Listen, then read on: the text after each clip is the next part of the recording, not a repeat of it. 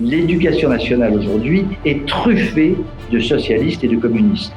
Et donc, depuis, grosso modo, les années 50,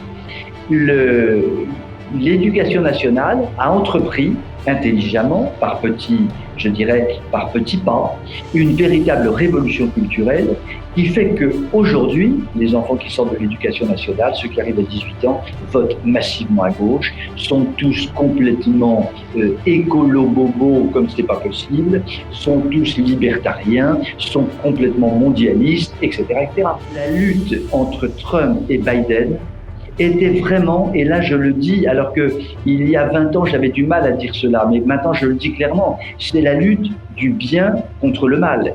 C'est la lutte du monde orienté vers un chemin de beauté, de bonté, de bienveillance, qui lutte contre des forces qui sont objectivement diaboliques, qui veulent détruire le monde tel qu'il est, qui veulent le réduire à néant. François Villot de Lochner, écrivain, personnalité de la finance et de la politique, constate la mainmise des communistes sur l'éducation nationale française, qui n'enseigne plus les connaissances, mais qui formate la jeunesse à des idées mondialistes et progressistes. Bonjour François Villot de Lochner. Bonjour chère madame. Et bienvenue à nouveau dans l'émission Esprit français. Eh bien écoutez, c'est pour moi un très grand plaisir de vous retrouver. Et moi, pareil. Et est-ce que vous pouvez encore vous présenter une fois ? Oui, bien sûr. Alors écoutez, je suis du monde de la finance, cet horrible monde de la finance qui est si décrié aujourd'hui, à juste titre d'ailleurs, et à titre d'activités diverses et variées, je préside la Fondation de services politiques et depuis une vingtaine d'années, je circule beaucoup dans les milieux politiques, dans les milieux associatifs, avec un objectif, essayer de redresser notre beau pays qui va si mal. Voilà, donc j'agis depuis 20-25 ans, en plus de mon travail de financier, pour essayer de faire en sorte que la France, qui ne va pas bien, se redresse. Ok. Et aujourd'hui, notre sujet est le conservatisme et le politiquement correct. Ah, très très beau sujet. Et tout d'abord, dimanche dernier, c'est Pâques, la réunion des conservateurs américains, c'est terminé. Toutes les stars des conservateurs aux États-Unis, y compris Trump, a donné leur discours pour expliquer pourquoi les États-Unis ont besoin de conservateurs. Et selon vous, c'est quoi le conservatisme ? Le conservatisme, on peut dire que c'est une philosophie en fait, qui consiste non pas du tout, comme le disent les adversaires des conservateurs, de systématiquement revenir en arrière, d'arrêter le temps, de ne penser qu'au passé, d'être passéiste, d'être nostalgique du passé. Ça n'est pas ça. Le conservatisme, ça consiste en fait à s'intégrer dans un mouvement de progrès du monde, mais pour qu'il y ait progrès, il faut que ce progrès soit axé sur le bien commun. Et le conservatisme consiste en fait à réfléchir, à mettre en route tout ce qui permet de progresser vers le bien commun, tout en conservant ce qui a été fait de mieux dans le passé. Or, aujourd'hui, les progressistes, qui sont exactement l'opposé des conservateurs, raisonnent exactement à l'inverse. Pour eux, le progrès est inéluctable, il mène n'importe où, mais il doit systématiquement défaire tout ce qui a été fait par le passé, parce que tout ce qui a été fait par le passé est considéré comme nul et non avenu. Donc, on voit bien qu'entre les conservateurs et les progressistes, entre guillemets, on est sur deux planètes différentes. Et ce sont deux planètes qui ne peuvent absolument pas se rencontrer parce que, au bout du chemin, nous aboutissons à deux mondes complètement différents. Le monde des conservateurs, c'est le monde qui progresse vers le bien, pour le bien de chaque personne, pour le bien des familles, pour le bien de la société, pour le bien du monde. Alors que les progressistes, ils n'ont qu'un seul objectif, c'est de créer un monde nouveau, pas du tout en faveur du bien des personnes, des familles, des sociétés ou du monde, mais au profit en fait d'une petite élite qui va considérer qu'elle est propriétaire du monde et qu'elle va le gérer à sa façon, c'est-à-dire pour son seul profit. Voilà, j'ai essayé de résumer un petit peu rapidement, si vous voulez, ce qu'était le conservatisme par rapport au progressisme. Oui, et la politique de Biden, certaines politiques de Biden sont choquantes. Par exemple, un enfant de 9 ans peut décider de changer de sexe et leurs parents ne peuvent pas intervenir. C'est l'État qui paye tous les frais. On dirait que c'est l'État qui encourage les enfants de changer de sexe. Exactement. Alors l'exemple que vous donnez est extrêmement intéressant parce qu'il traduit bien la folie dans laquelle est tombé le monde progressiste dans le monde entier. En fait, c'est une folie. Ça n'est pas du tout une erreur, une mauvaise direction. Non, c'est une folie. C'est-à-dire que quand Biden signe quelque chose comme ça, il démontre qu'il n'a pas sa capacité de raisonnement normale. Il est, alors on sait bien pourquoi, hein, il est complètement tenu, il est complètement sous la coupe, notamment des démocrates qui sont des déconstructeurs du monde à très grande échelle, mais l'exemple que vous donnez, à la limite, est suffisant à lui tout seul. Parce que si on reprend ma définition du conservatisme, qui consiste en premier lieu à faire en sorte que la personne trouve son meilleur bien. Le pauvre gamin de 9 ans qui change de sexe, évidemment, on détruit sa personne. Donc là, il n'y a pas de débat. Deuxièmement, je parlais de la famille qui coiffe la personne. Dans ce genre de décret signé par Biden, la famille est complètement détruite puisque les parents n'ont même pas leur mot à dire.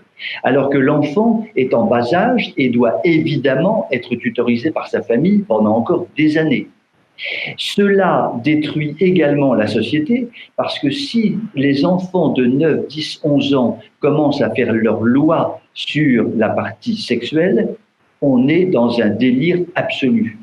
Et donc, on voit bien que c'est une destruction du monde entier puisque le modèle a pour objectif d'être purement et simplement étendu à la planète tout entière.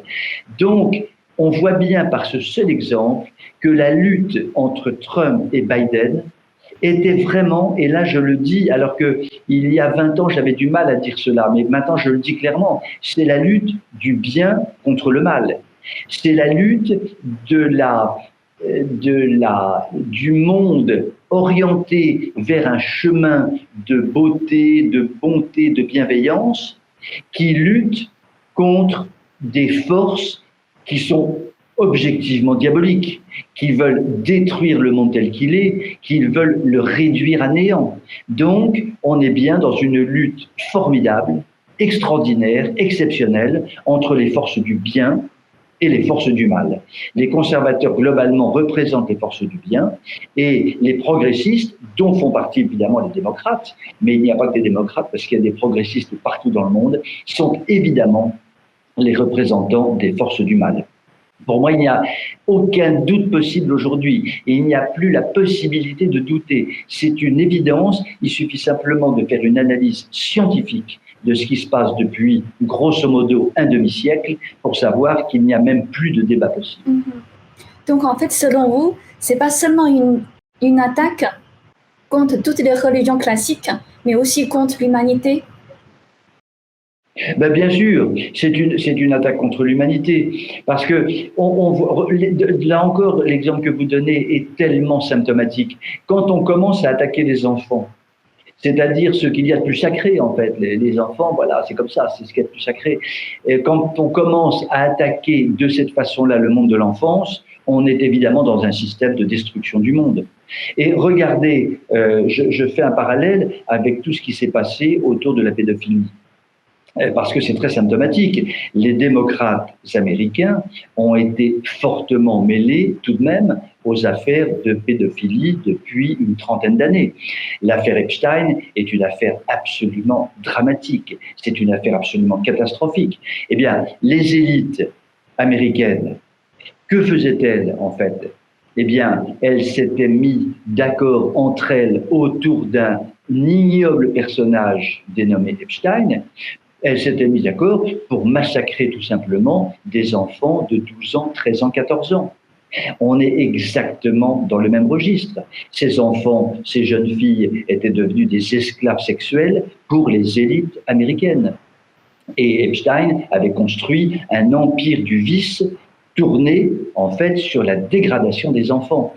Et donc, par quelque bout que l'on prenne le problème, on s'aperçoit effectivement qu'on est bien dans la destruction de tout ce qu'il y a de beau, de bien, de vrai, de pur. Voilà. Donc, voilà, les États-Unis, pendant 4 ans, vont vivre sous ce régime, sachant quand même qu'il y a des élections à mi-mandat qui peuvent changer un petit peu les choses.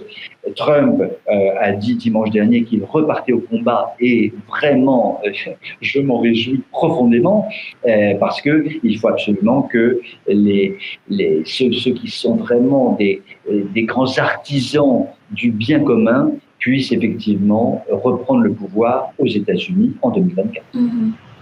Donc avec la politique de gauche, la censure des big tech, la culture de suppression, les États-Unis, est-ce que sont déjà devenus un pays socialiste ou même plus grave? Ah ben écoutez, quand on parle de démocratie exemplaire des États-Unis, magnifique démocratie, franchement, on a envie de se pincer en se disant, est-ce qu'on rêve? Nous avons quelques richissimes milliardaires qui dominent Facebook, Twitter et autres systèmes de communication de ce style, qui véritablement manipulent complètement l'opinion, qui font des censures exactement comme ils l'entendent. C'est absolument effrayant. Au nom de quoi? Et je le disais dans la dernière émission, je crois, au nom de quoi un petit bonhomme qui s'appelle président de Facebook. Bon, je suis désolé, le président de Facebook, ce n'est qu'un entrepreneur qui a réussi. Bien, il n'a absolument aucune légitimité pour dire ce qu'est le bien, ce qu'est le mal, ce que doivent penser les gens, ce que ne doivent pas penser les gens, etc. Et Facebook censure à tire-larigot en ce moment. Twitter, de la même façon. Pour qui se prennent ces types? Il n'y a pas d'autre mot. Pour qui se prennent ces entrepreneurs? Au nom de quoi font-ils de la politique? Ce sont tout simplement des entrepreneurs qui mettent des outils au service du bien commun. Au nom de quoi, aujourd'hui, si l'on critique, par exemple, les vaccins anti-Covid, au nom de quoi se fait-on immédiatement censurer par les moteurs Twitter ou Facebook? Mais c'est une pure folie. C'est absolument ahurissant. C'est du jamais vu dans l'histoire du monde. Ce sont quelques bons hommes qui n'ont aucune légitimité qui font ce genre de choses. Alors, on va me dire après ça que les États-Unis sont la plus belle démocratie du monde. Mais c'est une stupidité de dire ça. Les États-Unis s'engouffrent gentiment dans un système de dictature. Alors bien sûr, c'est une dictature douce. Pour le moment, on n'empêchera pas monsieur tout le monde de prendre sa voiture, d'aller à la plage, d'aller acheter son beefsteak à la boucherie du coin, pour le moment. Mais en tous les cas, par rapport à des choses comme la vaccination Covid, que l'on est totalement en droit de contester, que des prix Nobel de médecine contestent, au nom de quoi des petits entrepreneurs qui ont réussi disent-ils qu'il faut parler du vaccin exclusivement de façon positive. C'est exactement la dictature. On est dans un système de Lysenko en URSS. Quand ce pseudo-savant disait telle maladie, il faut la gérer comme ça, et il était totalement nul, il ne savait même pas ce qu'il racontait, mais c'était parole d'évangile. Voilà. Et ben là, on est exactement dans ce cas-là. Quand Twitter ou Facebook décrètent des choses, c'est parole d'évangile. C'est une folie totale, complète, intégrale. C'est une descente aux enfers de la part des États-Unis. Et c'est un exemple qu'ils donnent qui est purement et simplement catastrophique. vous pensez notre monde actuel est dirigé par qui? Le monde actuel, si vous voulez, est dirigé par des élites mondiales qui travaillent complètement ensemble. Pour faire court, ce sont un certain nombre d'hommes politiques plutôt généralement de gauche, ou en tous les cas très libertariens, un certain nombre de grandes fortunes qui sont complètement déconstructivistes, qui n'ont qu'une idée, c'est d'un gouvernement mondial, avec une abolition des nations, avec je dirais, un milieu culturel qui est acquis à la gauche depuis très très longtemps, et qui maintenant se manifeste clairement et qui alimente évidemment les élites économiques et politiques. Ce petit monde se retrouve dans toute une série de cercles. Bon, le plus caractéristique, c'est Davos, mais vous connaissez tous les cercles d'influence, il y en a énormément en réalité. Et donc, c'est véritablement ce petit groupe qui fait la pluie et le beau temps actuellement et qui décide de tout, avec une idée très simple, c'est que nous, à l'intérieur de ce petit groupe, nous sommes l'élite dominante, et le peuple, qui est complètement stupide et abruti, n'a plus qu'à obéir.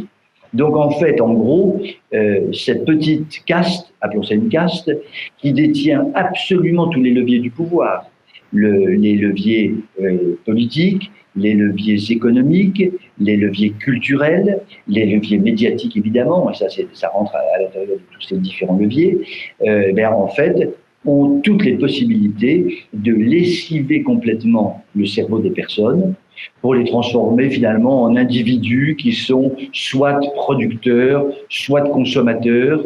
C'est ça qu'on leur demande. Nous la caste de l'élite, on demande finalement aux gens de consommer, parce que c'est ça qui permet de faire la mondialisation, et de produire, parce qu'il faut bien produire pour consommer.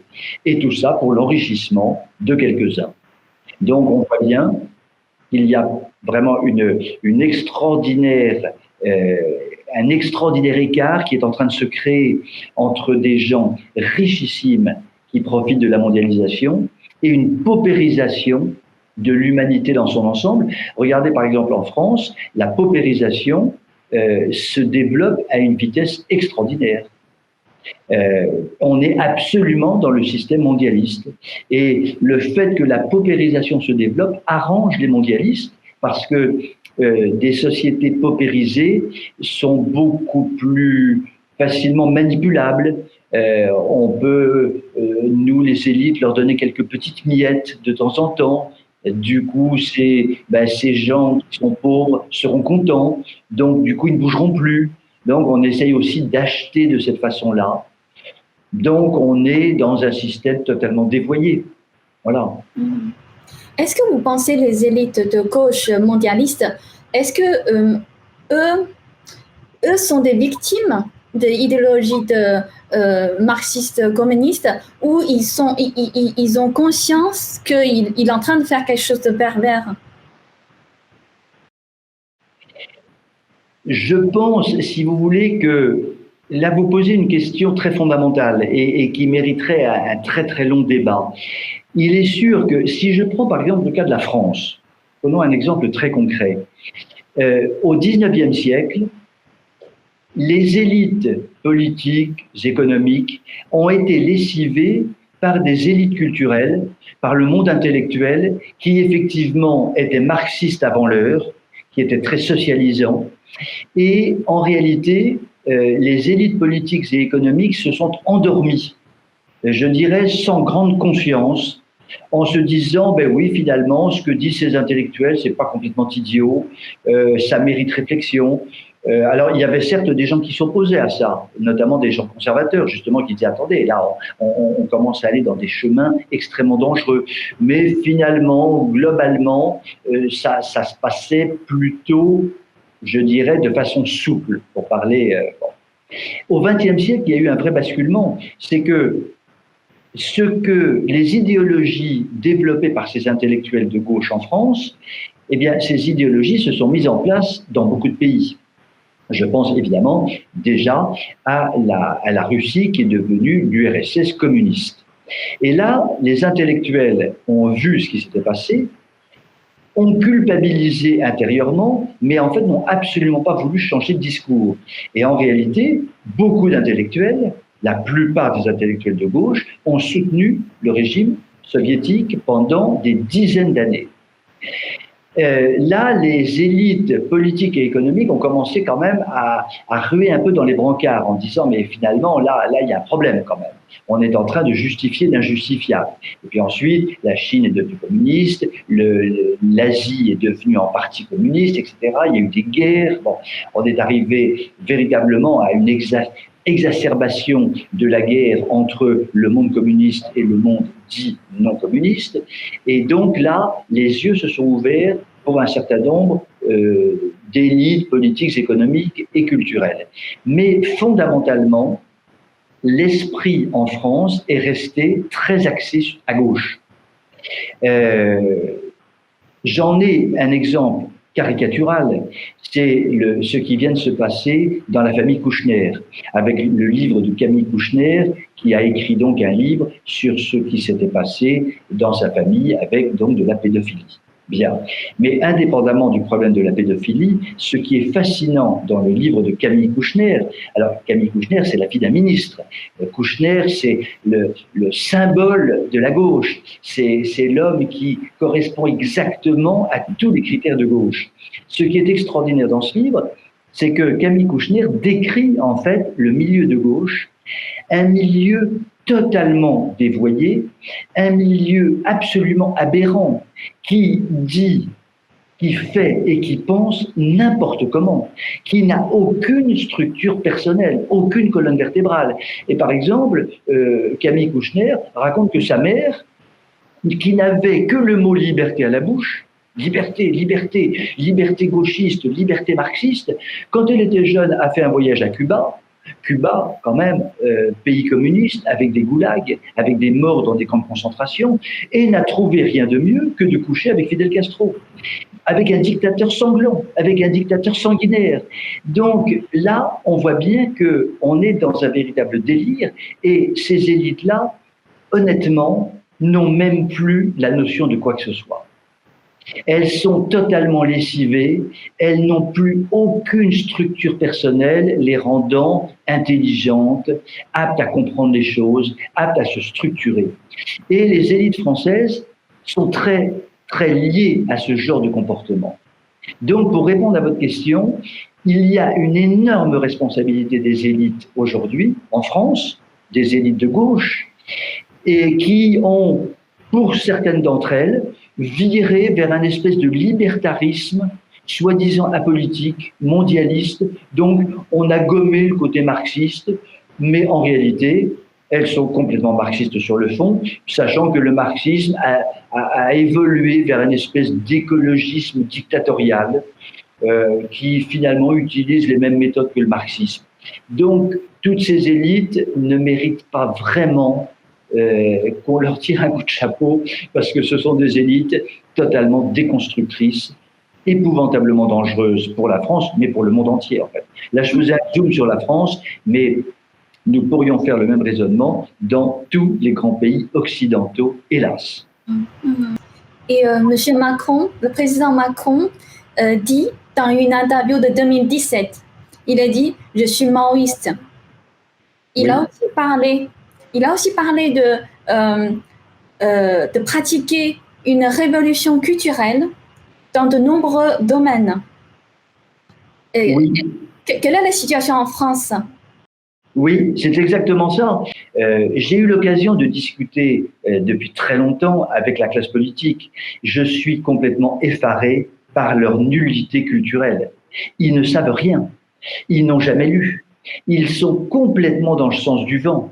Et du coup, Macron, alors il était de bon ton, si vous voulez, dans les années 70, de dire qu'on était maoïste, ça faisait très chic. La jeunesse la jeunesse était massivement à gauche, elle était maoïste, on parlait de Che Guevara, la libération d'Amérique latine, cette Chine magnifique qui allait révolutionner le monde. Bon, le maoïsme s'est un petit peu écroulé quand même dans l'esprit des jeunes générations qui sont devenues moins jeunes, mais Macron, lui, qui est un adolescent attardé, il en est resté dans les schémas des années 70, il est maoïste. Bon, il ne sait pas du tout ce que ça veut dire. Il ne sait absolument pas ce que ça veut dire, mais il est maoïste. On ne sait pas pourquoi, mais il est maoïste. Et ça traduit la nullité du bonhomme. Mais indépendamment de cette nullité, il faut reconnaître que de toutes les façons, il est profondément maoïste sur le fond. C'est-à-dire qu'il est profondément dictatorial. C'est un homme de pouvoir dictatorial. Voilà. Mais comme Macron a une bonne tête, les gens ont trouvé ça formidable parce qu'ils n'ont absolument rien regardé d'autre que son bon sourire. Voilà. Donc ils se sont dit Macron est l'homme de la situation. Voilà. Et donc on se trouve avec un bonhomme qui est une véritable nullité à la tête de l'État. Et la culture de suppression ressemble beaucoup à la révolution culturelle chinoise. Est-ce qu'en France, il y a aussi la culture de suppression ? Écoutez, oui, la révolution culturelle chinoise a une caractéristique, c'est qu'elle a été donc lancée par Mao, et on sait bien pourquoi, et elle a été d'une violence extrême. Bon, ça a été très violent cette période-là. En France, nous assistons depuis cette époque-là à une véritable révolution culturelle. C'est exactement le mot qu'il faut employer. Nous sommes en révolution culturelle, je dirais, depuis mai 68. Avec déjà d'ailleurs un tout petit peu avant mai 68. Je dirais que à la fin de la guerre, lorsque les communistes qui se disaient grands résistants et qui donc justifiaient le fait qu'ils devaient absolument participer au gouvernement futur, et le Parti communiste français est devenu surpuissant. C'était le premier parti, ne l'oublions pas, à la sortie de la guerre quand même. C'était le premier parti politique. Et en réalité, très vite, il y a eu une distorsion énorme entre les politiques français qui étaient plutôt socialistes, centristes ou de droite, et les communistes qui étaient extrêmement staliniens. Et donc les communistes ont été éjectés du gouvernement. Mais ils ont gardé toute leur position dans le ministère probablement le plus important de l'époque, et qui l'est toujours, c'est évidemment le ministère de l'Éducation nationale. L'éducation nationale aujourd'hui est truffée de socialistes et de communistes. Et donc, depuis, grosso modo, les années 50, l'éducation nationale a entrepris intelligemment, par petits pas, une véritable révolution culturelle qui fait qu'aujourd'hui, l'éducation nationale est à genoux. L'éducation nationale, quand on regarde les classements, par exemple, sur le plan de la connaissance, je parle d'abord de la connaissance, après ça on parlera de l'éducation.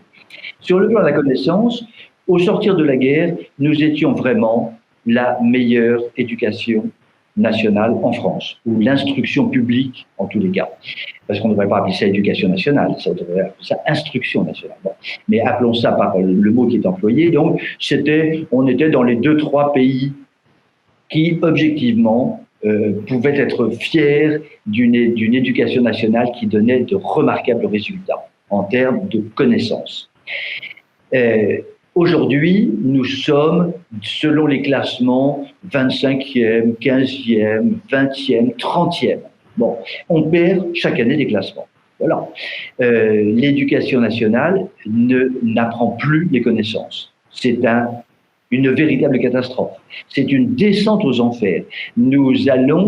On va bientôt pouvoir dire que jamais en France, l'éducation nationale n'a été aussi mauvaise. Au Moyen-Âge, on avait une excellente éducation nationale. Là, on est vraiment dans une éducation nationale sur le plan de la connaissance qui est absolument catastrophique. Maintenant, il y a l'éducation.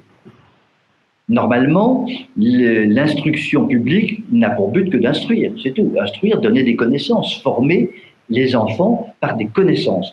Mais l'éducation nationale, et notamment depuis la guerre, elle le faisait avant, il faut le reconnaître, mais avec une accélération extraordinaire, c'est donné comme principe, je vais éduquer les enfants. Je vais donc les formater Et aujourd'hui, le formatage, alors ça s'est fait par petits, je dirais, par petits morceaux. Alors on a introduit des livres très contestables, on a introduit des enseignements très contestables, on a introduit des professeurs très contestables, des accompagnateurs très contestables. Et on a d'ailleurs limité complètement l'éducation libre, puisque ce qu'on appelle l'éducation privée sous contrat est de toutes les façons limitée à 20% du nombre d'élèves. Ça veut dire que 80% mécaniquement des élèves français doivent passer par le public. Donc, en gros, une immense majorité. Et là, sur le plan de l'éducation, c'est un véritable lessivage de cerveau. Alors, depuis effectivement un demi-siècle, et alors maintenant, qu'apprend-on à l'éducation nationale?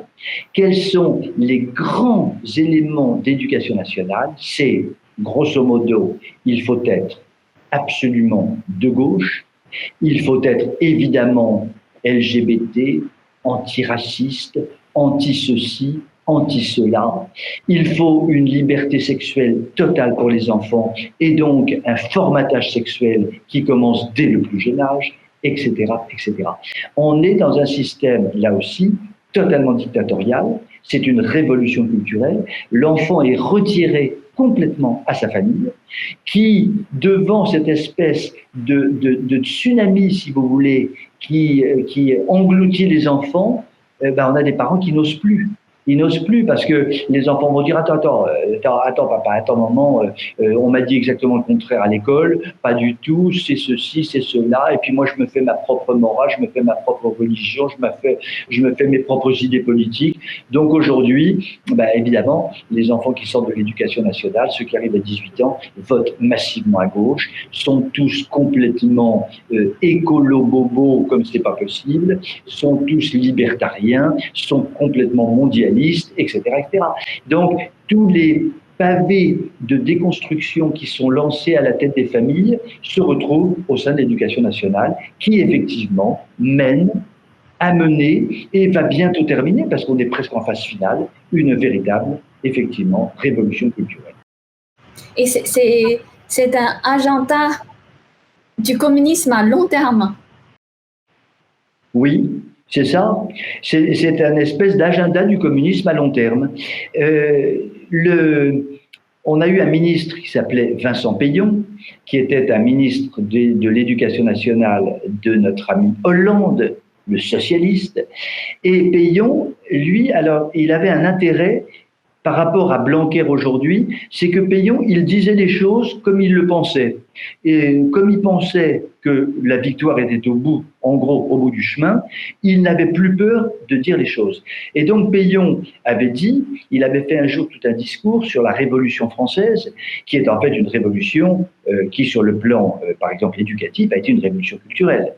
Et donc Peillon disait, la Révolution française n'est pas finie, nous devons l'achever le plus vite possible.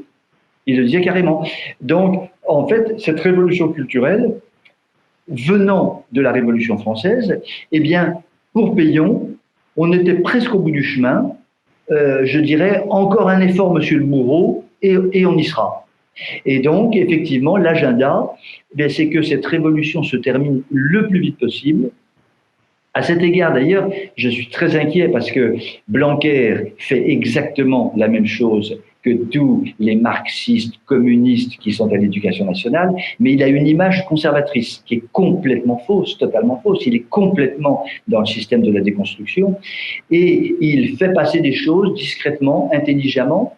Et comme il a une tête de bon conservateur, ça passe parfaitement bien. Et ma crainte, c'est que si par hasard Macron, qui se présentera probablement en 2022, risque de ne pas passer, il risque d'y avoir une accélération du vote de lois révolutionnaires sur le plan culturel. Donc ça, c'est mon inquiétude pour les 12 mois qui viennent, parce qu'on voit bien qu'aujourd'hui, on essaie de faire passer au forceps tout ce qui est possible, parce qu'on ne sait jamais ce qui se passera en 2022. Sachant qu'en France, et d'ailleurs dans beaucoup d'autres pays, sauf aux États-Unis notamment, on considère qu'il est impossible de supprimer quelque chose qui a été voté précédemment. Ça veut dire que toutes les lois, même les pires, qui ont été votées, elles sont considérées comme gravées dans le marbre, parce que ça a été voté par la représentation nationale, et donc il n'y a pas à revenir dessus. Ce qui est une stupidité politique absolument inouïe. Et regardez, là, Biden n'est pas stupide. Il déconstruit à coups de hache, tous les jours, tout ce qu'a fait Trump. Donc on voit bien que ce système français qui consiste à dire on ne déconstruira pas ce qui a été, c'est complètement idiot. Les forces, disons, de gauche, pour parler simplement, déconstruisent. Il faut que la droite, quand elle revient au pouvoir, déconstruise immédiatement ce qu'ont fait les déconstructeurs. Ça doit être une loi non négociable, si vous voulez. Alors que la droite, à chaque fois qu'elle revient au pouvoir, considère que ce sont des acquis. Et c'est pour ça qu'on avance immanquablement vers la révolution culturelle terminale, ce qui est quand même assez inquiétant. Aux États-Unis, il y a Trump, il y a une union de conservateurs justement pour lutter contre le communisme, contre l'extrême gauche. Mais en France, est-ce qu'on a aussi cette union des conservateurs pour redresser la France? Non, vous posez là un énorme problème. Les Américains qui posent problème, hein, je ne sanctifie pas les Américains, loin de là, ils posent problème sur beaucoup de plans. Mais il faut reconnaître que les conservateurs ont deux caractéristiques, me semble-t-il.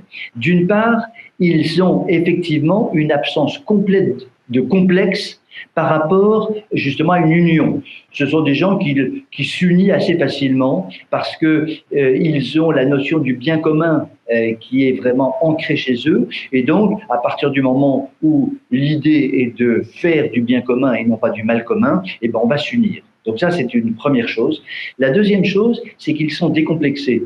C'est-à-dire qu'ils peuvent très bien dire qu'ils se sont trompés, qu'il y a eu des erreurs, que sur certains plans, il fallait surtout pas faire comme ça. Et donc, ils reviennent très facilement en arrière sans le moindre problème sur leurs propres idées ou, évidemment, sur les idées du camp opposé.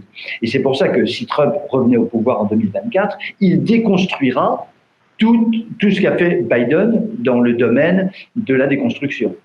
Donc ça, c'est très bien. En France, malheureusement, on est à l'inverse de ça.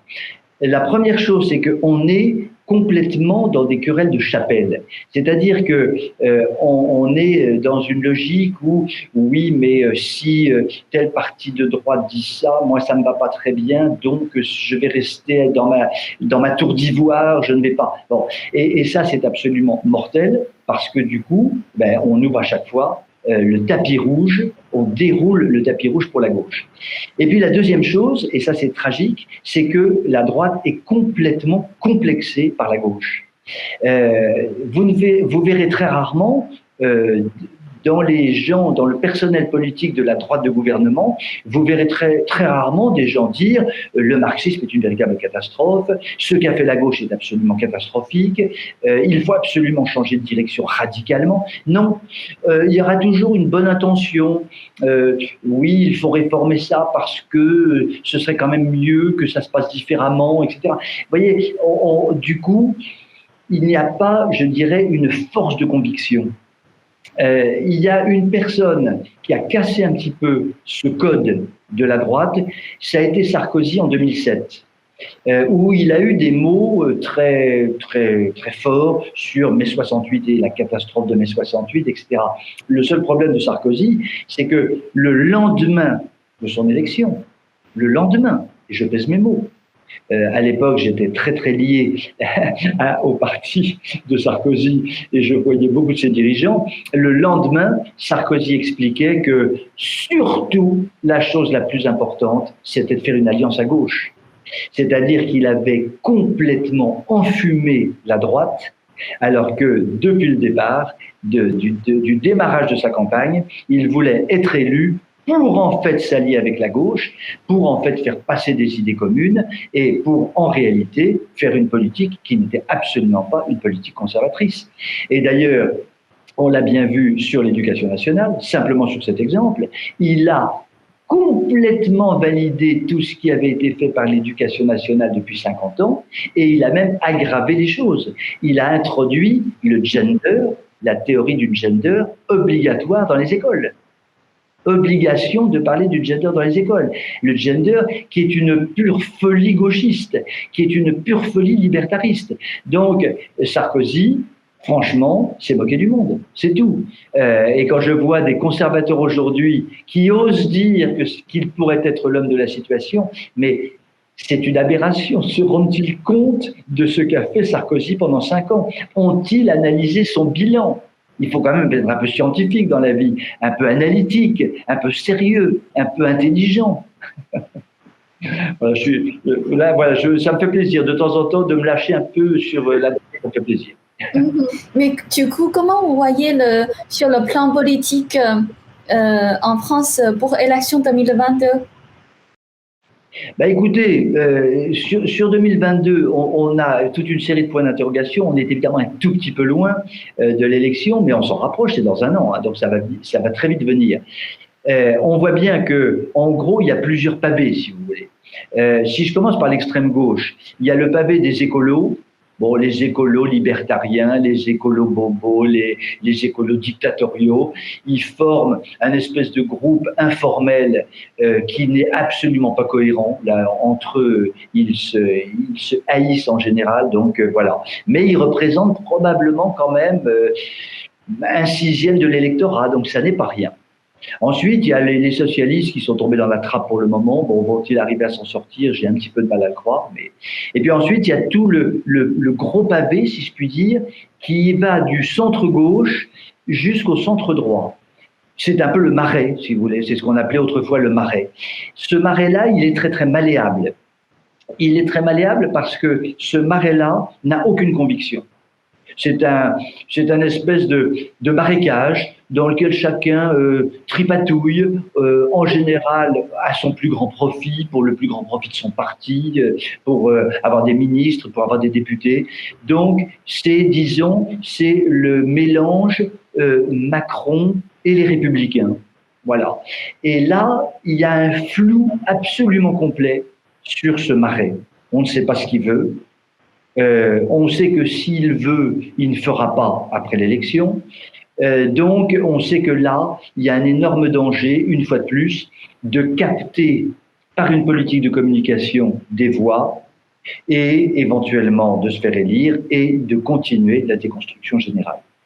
Et puis, il y a ce qu'on appelle la droite conservatrice qui va, en gros, ce sont les gens qui aujourd'hui sont bien évidemment le Front National, les Patriotes de Philippot, le Parti chrétien-démocrate de Poisson, donc toute une série d'acteurs, si vous voulez, qui, eux, sont vraiment conservateurs, mais dans ce pavé-là, on a déjà des grandes failles qui sont en train de s'ouvrir.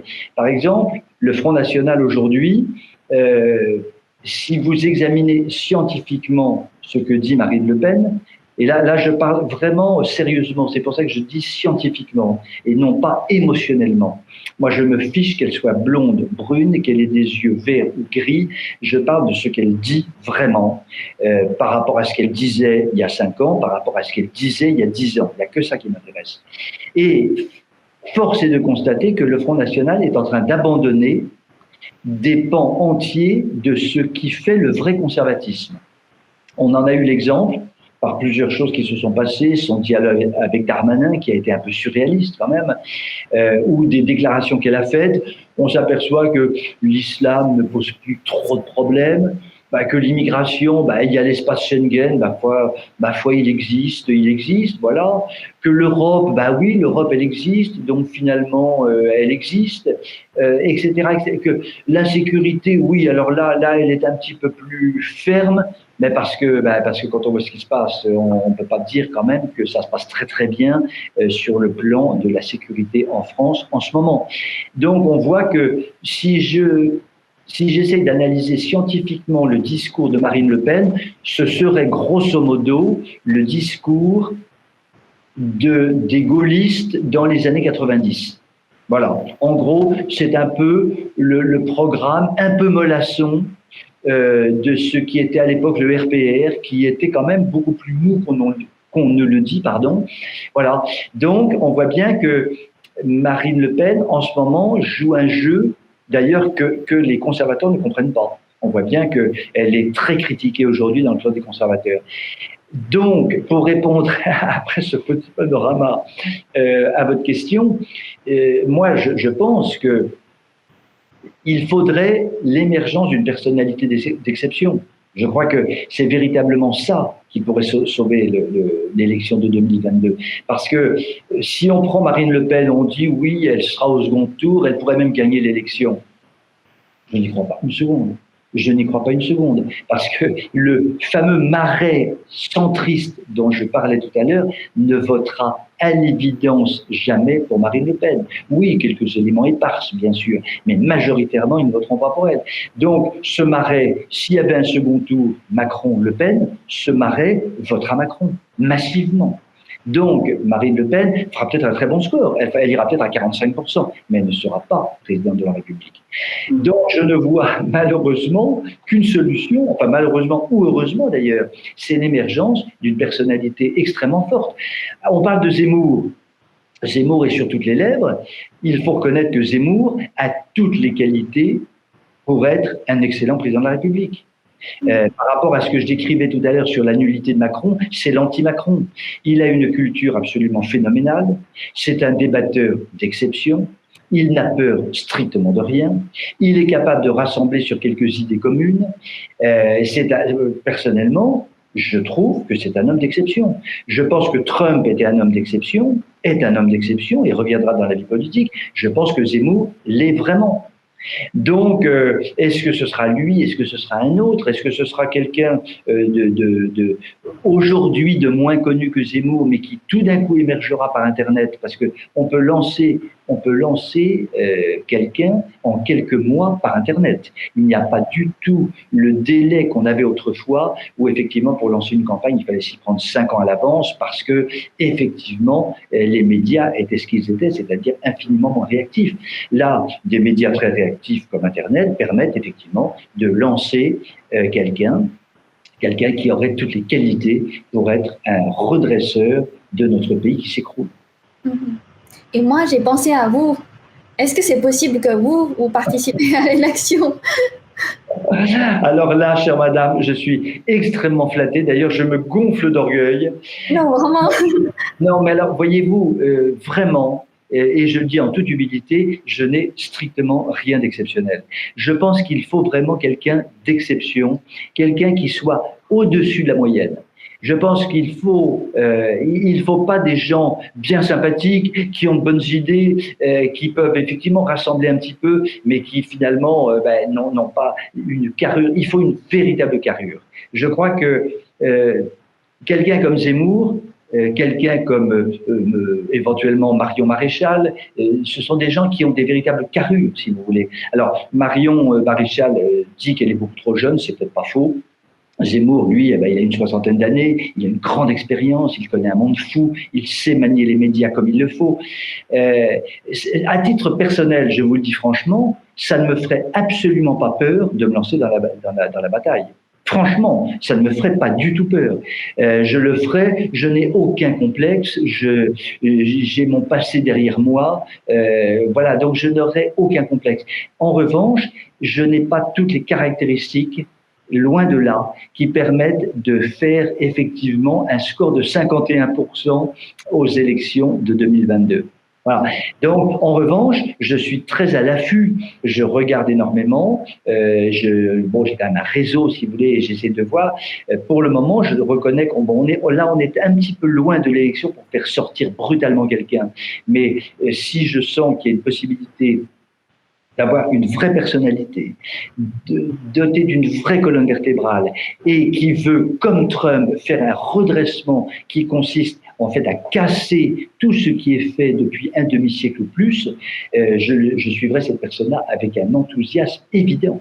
Et je me fiche complètement que cette personne-là soit soutenue par le Front National, soit soutenue par Pierre, Paul ou Jacques. Ce qu'il faut simplement, c'est casser cette espèce de bulle dans laquelle la droite conservatrice se trouve, prisonnière finalement, avec un Macron qui se régale, qui doit voir ça de loin en se disant « Oh là là, tout s'annonce pour un débat au second tour avec Marine, ce sera absolument génial, je vais la croquer en 2 temps et 3 mouvements. » Eh bien non, mon petit Manu, tu auras peut-être quelqu'un d'autre qui sera peut-être vraiment extraordinaire, costaud, et là, tu pourras avoir du souci à te faire, car toi, tu n'as rien d'extraordinaire et tu n'es absolument pas costaud. Ok, même si vous êtes vraiment très modeste. Non, bien sûr que non. Ok, et aujourd'hui, notre deuxième sujet, c'est le politiquement correct. Oui. Et depuis 40 ans, il y a eu une forme de contrôle de la parole et aussi de la pensée est née en Occident, on peut dire. Et c'est le politiquement correct. Oui. Est-ce que vous avez certains exemples à nous donner? Alors, en 2 mots, si on essaie de définir ce qu'on appelle le correct, en fait, aujourd'hui, nous vivons dans un politiquement correct, économiquement correct, socialement correct, moralement correct, culturellement correct. En réalité, on est dans le correct jusqu'au cou. Le correct, c'est quoi? C'est accepter, en réalité, l'idéologie imposée par les élites mondialistes qui sont complètement déconstructivistes et qui n'ont que le but que j'indiquais tout à l'heure, donc je n'y reviens pas. Le politiquement correct, donc, ça consiste à faire en sorte qu'effectivement, il y ait une petite élite, entre guillemets, au pouvoir, qui manipule complètement une population crétinisée comme c'est pas possible, considérée comme totalement inapte à avoir la moindre idée, et donc, tout ce qui va dans ce sens-là va être correct. Tout ce qui va dans l'autre sens va être incorrect. Alors, je vais citer un seul exemple pour le politiquement correct. Je me bats personnellement depuis 20 ans pour qu'on puisse mettre en route le référendum d'initiative populaire. J'avais fait sonder, il y a 15 ans, je crois, par l'IFOP, cette idée-là. Souhaiteriez-vous la mise en route d'un référendum d'initiative populaire? Je vous parle de mémoire, 85% des Français étaient pour. 85% des Français. La classe politique est totalement contre. Pourquoi? Parce qu'elle ne pourra plus imposer le politiquement correct. Parce que le référendum d'initiative populaire rend le pouvoir au peuple, qui lui va donc déconstruire les aberrations construites par les déconstructivistes. C'est un peu compliqué mon affaire. Donc le référendum populaire est éminemment dangereux, évidemment, pour la caste politico-médiatique qui nous gouverne. Donc, pas de référendum d'initiative populaire. Sarkozy avait dit « je ferai un référendum d'initiative populaire, je vais le mettre en route ». Il s'est totalement fichu de nous, totalement. Il a mis en place un système qui interdit tout référendum d'initiative populaire. Donc, une fois de plus, 0 sur 20 côté Sarkozy. Et on comprend bien, Sarkozy n'a aucune envie, il fait partie de l'élite mondialiste, c'est tout. Sur l'économiquement correct, là, le système est extrêmement simple. L'économiquement correct, c'est tout pour un système économique mondialisé. Tout le reste est économiquement incorrect. Je prendrai un seul exemple, les droits de douane. Impossible de mettre en place des droits de douane maintenant. C'est économiquement incorrect. L'économiquement correct impose une mondialisation économique. Il ne faut pas de droits de douane. Résultat des courses, l'industrie française n'existe pratiquement plus à cause de ça. Uniquement à cause de l'absence de droits de douane. Uniquement. Donc aujourd'hui, l'industrie française, c'est à peu près 10% de la production intérieure brute. Il y a 30 ans à peu près, c'était 25%. Et dans quelques années, ce sera 0%. Voilà, parce que forcément, les pays avec des main-d'œuvre infiniment moins chères sont évidemment avantagés considérablement. Sur le plan moral, le moralement correct, mais ça consiste effectivement à être dans une morale complètement claire, définitive et non négociable. Il faut simplement être antiraciste, pro-LGBT, anti-ceci, anti-cela, écolo en diable. Ça, c'est la morale du siècle. Il n'y a pas d'autre morale. une morale personnelle, par exemple une morale sexuelle, surtout pas. Liberté, absolument. Donc, des pans entiers de la morale traditionnelle ont été massacrés depuis 50 ans, n'existent plus, et on est dans un moralement correct qui est absolument affligeant. Si vous ne faites pas votre tri sélectif, vous êtes passible du goulag. On en vient là, si vous voulez. On est dans une absurdité totale sur le plan moral. Sur le plan culturel, le culturellement correct, c'est très simple, ça consiste à détruire toute la culture traditionnelle dans tout ce qu'elle avait de plus beau. Et aujourd'hui, si on regarde l'art contemporain, il faudra qu'on m'explique en quoi il est très beau. Si on regarde l'architecture contemporaine, même chose. Si on regarde la musique contemporaine avec le rap qui est le sommet de la musique contemporaine, il faudra qu'on m'explique en quoi c'est beau, etc., etc. Je pourrais multiplier les exemples. Et le socialement correct, c'est très simple, ça consiste à dire tu produis, tu consommes et tu te tais. Tu n'es qu'un individu producteur-consommateur et tu te tais. Et on t'offre quelques, disons, points de jouissance. Alors voilà, tu as le droit de partir un peu en vacances, tu as le droit de regarder de la pornographie sur Internet, comme ça le soir ça t'occupe, tu as le droit, etc.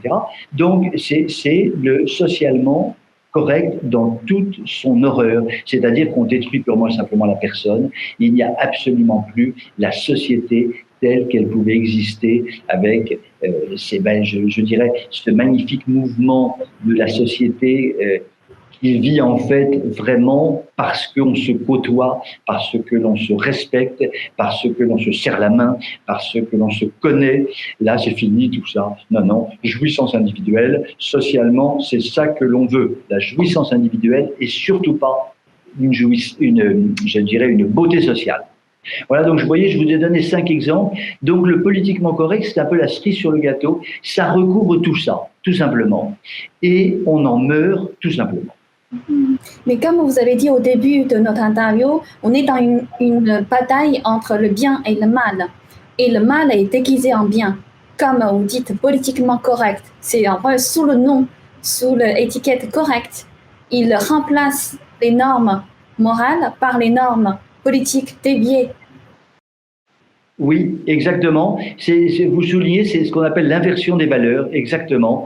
La révolution a une marque distinctive, c'est que effectivement, vous soulignez quelque chose de très important, c'est que le bien est considéré systématiquement comme le mal et le mal est considéré systématiquement comme le bien. Vous avez parfaitement raison. Et donc, en gros, si on essayait de réduire les choses, eh bien, le politiquement correct, ça consiste effectivement à valoriser et à transformer en bien tout ce qui est mal et inversement. Et donc, logiquement, ceux qui réfléchissent peu ne se rendent même pas compte de cette inversion en réalité. Et cette inversion est absolument redoutable parce que la personne est atteinte en profondeur en fait, sur tout ce qui fait la beauté de la personne, que ce soit son intelligence, que ce soit son cœur, que ce soit son corps, que ce soit son âme. Il y a une inversion absolument complète. Ça, c'est tragique. Ça, c'est vraiment tragique. Et il y a un travail tout à fait extraordinaire à faire sur ce plan-là. Et il faut absolument qu'en France, on se décomplexe sur le sujet. Parce que dès qu'on parle comme ça, on dit « oui, vous êtes un épouvantable rétrograde ». Eh bien oui, mais il faut assumer. Ben, bien sûr, mais oui, tout à fait, je suis tout à fait rétrograde. Je prends dans le passé tout ce qu'il y a de mieux qui a été fait et je refuse dans le progrès tout ce qui est épouvantable qu'on nous propose. Or, ce qu'on nous propose aujourd'hui dans le progrès est en général assez épouvantable pour l'avenir de la personne, de la famille, de la société, du monde. Donc, il faut effectivement parler librement, clairement, quel qu'en soit le prix. Et je prends l'exemple de l'athéisme et le darwinisme. C'est aussi le terme de politiquement correct. Et dans l'école, on peut pas dire l'homme est créé par Dieu. Par contre, apparemment parce que c'est pas prouvé par la science.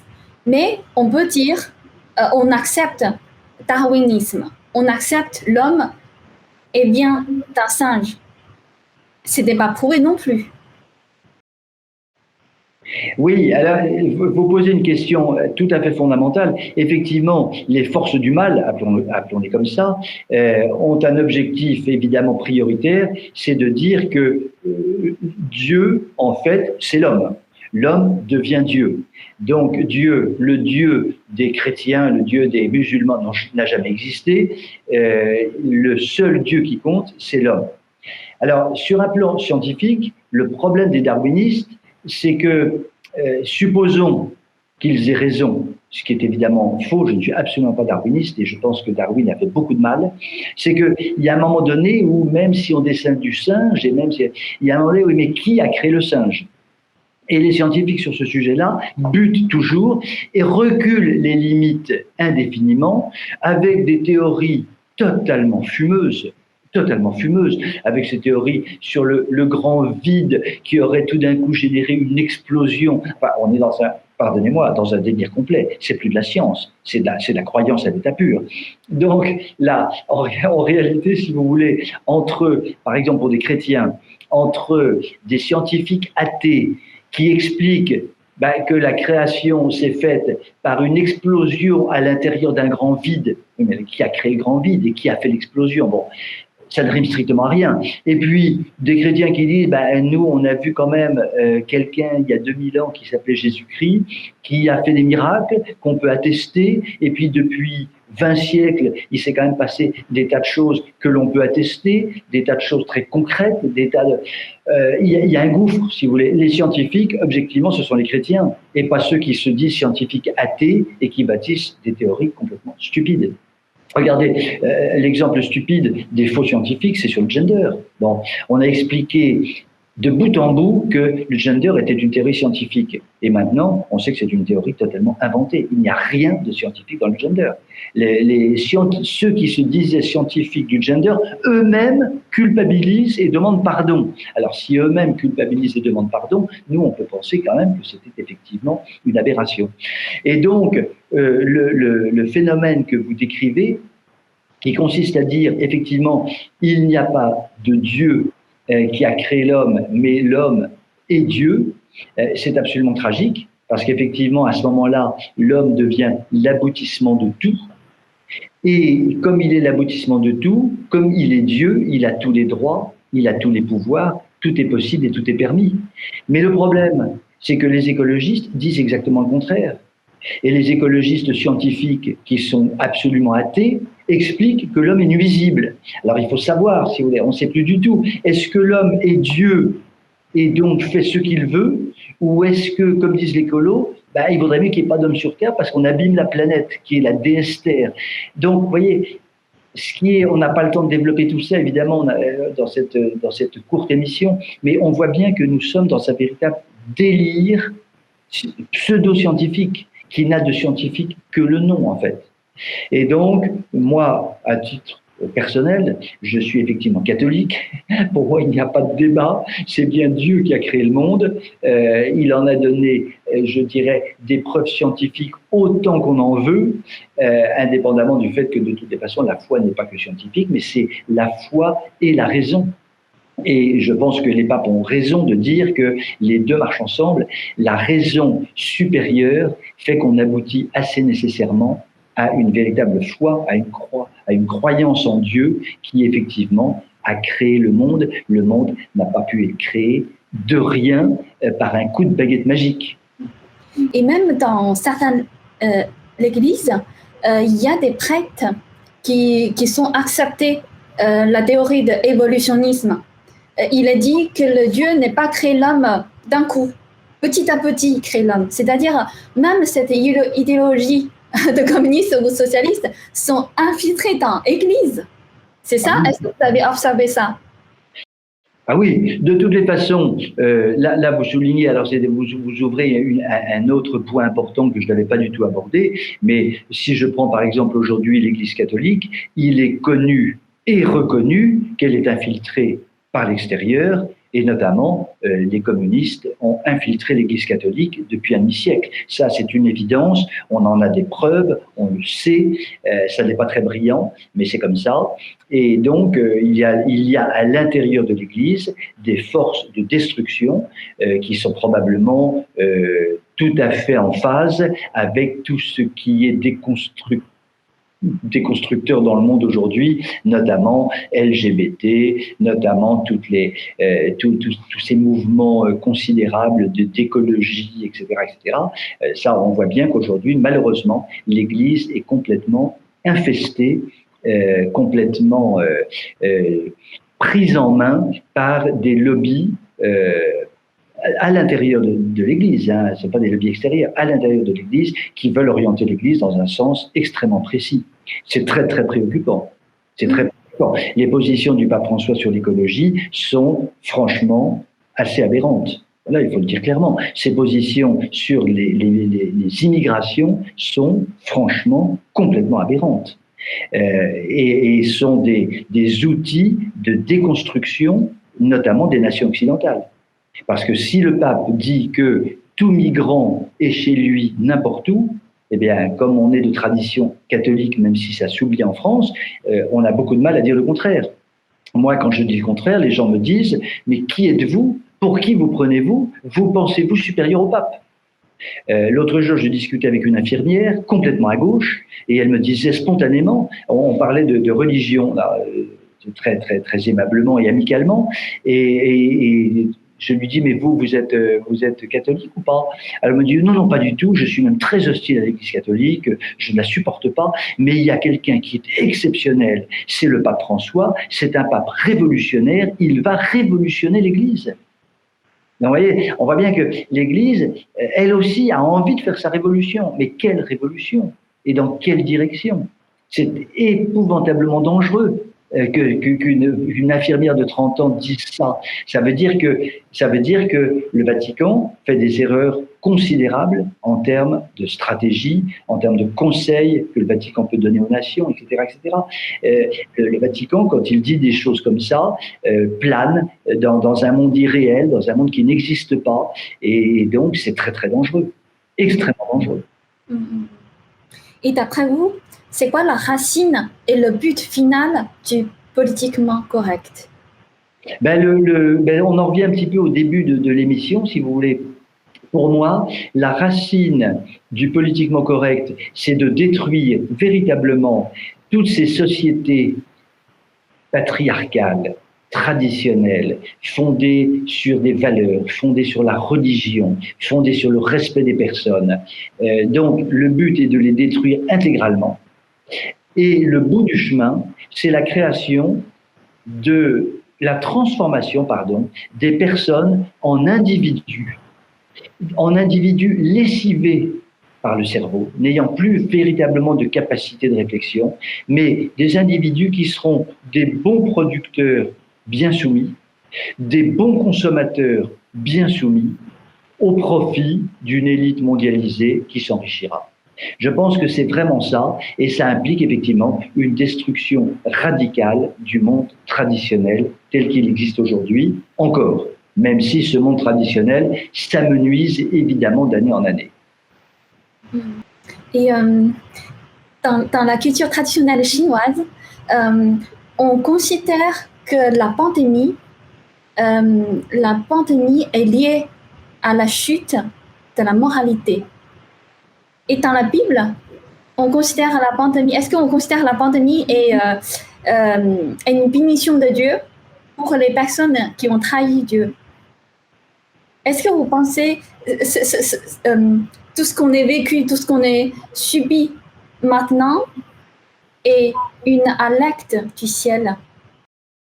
Vous savez, moi, je ne suis pas le bon Dieu, donc je ne peux pas savoir ce qu'il a dans la tête.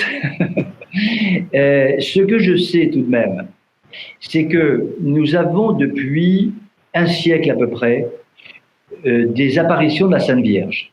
qui est apparu au Japon, qui est apparu au Portugal, qui est apparu en France, qui est apparu en Espagne. On a donc des apparitions de la Sainte Vierge qui sont, je dirais, reconnues, qui sont attestées, qui sont considérées comme extrêmement sérieuses, avec des apparitions qui se font à des petits-enfants. Donc les petits-enfants n'ont pas en général la possibilité d'inventer grand-chose. Bon.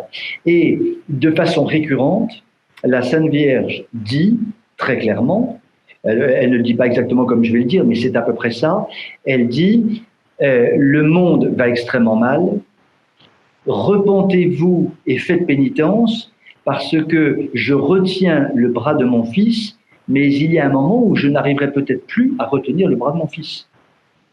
Voilà, donc la Sainte Vierge qui est l'intermédiaire entre le monde et le Christ dit elle-même qu'elle retient le bras de son fils et que son fils est extrêmement peiné par tout ce qui se passe sur la terre, etc., etc. Donc, je ne sais pas si le Covid-19, je ne sais pas.